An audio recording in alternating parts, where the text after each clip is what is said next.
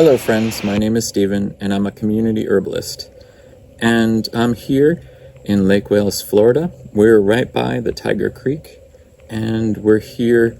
The Tiger Creek leads into Lake Walking Water. And this area has been a crossroads for different peoples that have lived here over the time.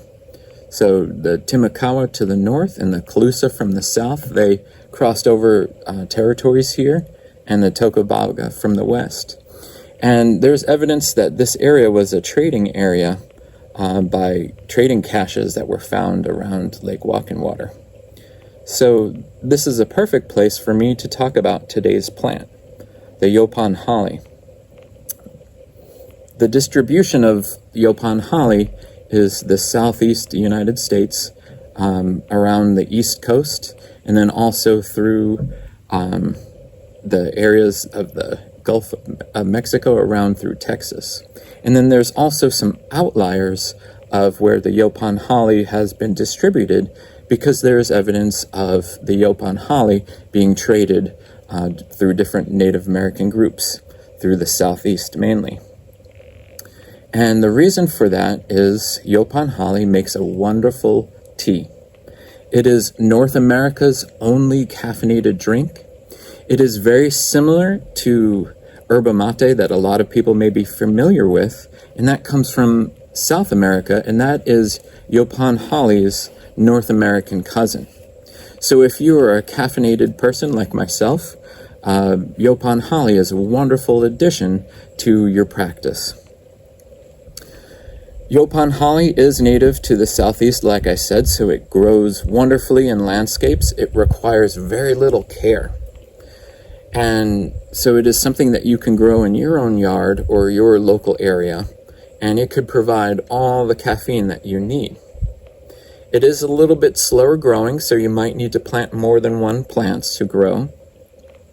There are different varieties of Yaupon holly that have been propagated through the years. There's a straight tree variety and a weeping variety. And then also there are varieties that are made just to be low bushes. So depending on what kind you get will really depend on the shape and size. In general, it is a slow growing tree. So if you're going to grow it, you'll probably need more than one tree or bush in your yard to provide you with the tea.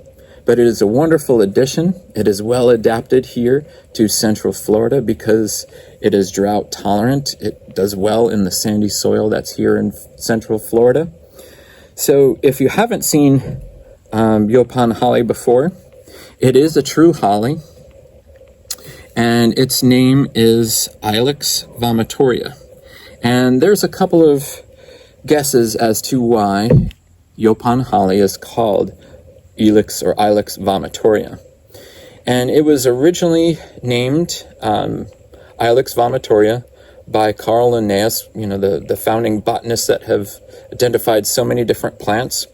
And there's several theories as to why Carl Linnaeus called Yaupon holly the Ilex vomitoria. The first theory that I have heard is that it is in honor of the native people of the southeast that used it as their black drink, and it was a drink that induced vomiting.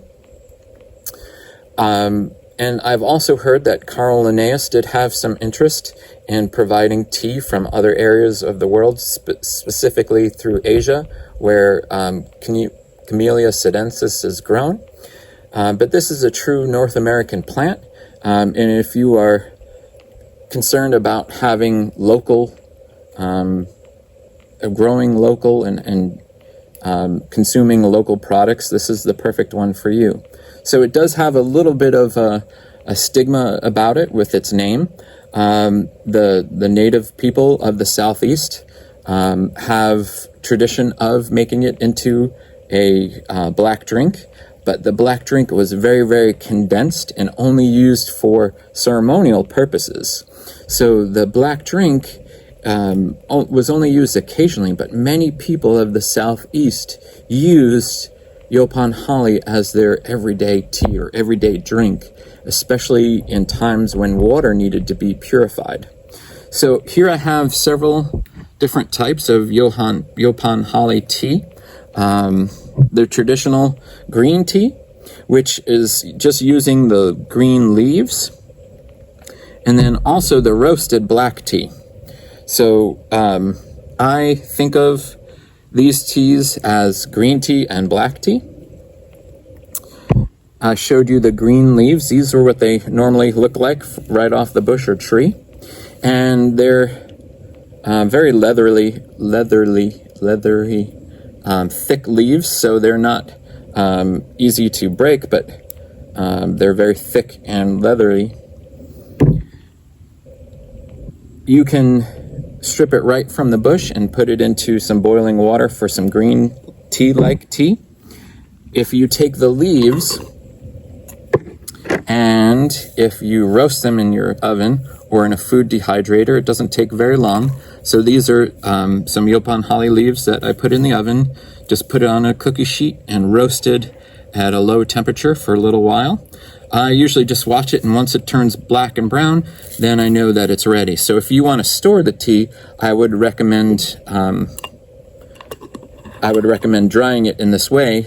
It is also, just like black tea, it is also more caffeinated in its browned form.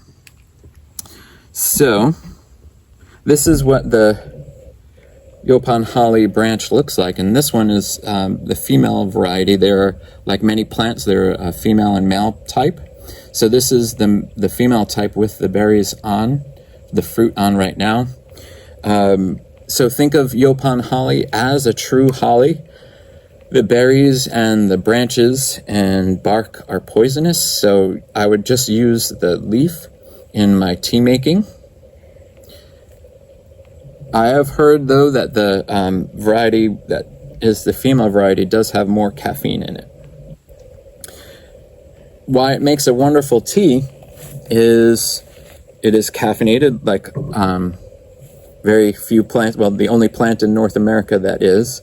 And if it is a requirement for you to be caffeinated, this is one way that you can provide it yourself. It doesn't make me as jittery as coffee. What I also like about Yaupon holly is it has another chemical besides caffeine called theobromine, which is the same chemical that chocolate has. So if you want a chocolate fix, you can also turn to Yaupon holly. So it has a very calming effect, but also a stimulating effect. So it doesn't make me as jittery as coffee, but it does provide the caffeine like coffee or like tea, black tea would do. And it has a wonderful taste. There have been some blind studies where people have put Yaupon holly against yerba mate, and people not knowing generally prefer the Yaupon holly because the flavor is better than yerba mate. So here I have some green Yaupon holly, and generally I make it in jars.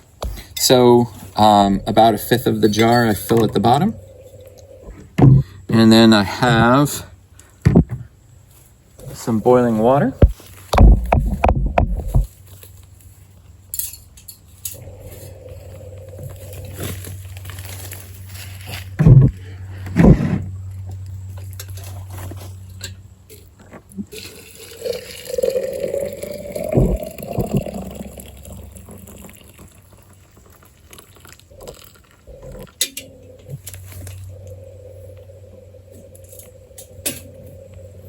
And as you can see, it right away already makes a very pretty color green. Very similar to green tea. One thing that I have found about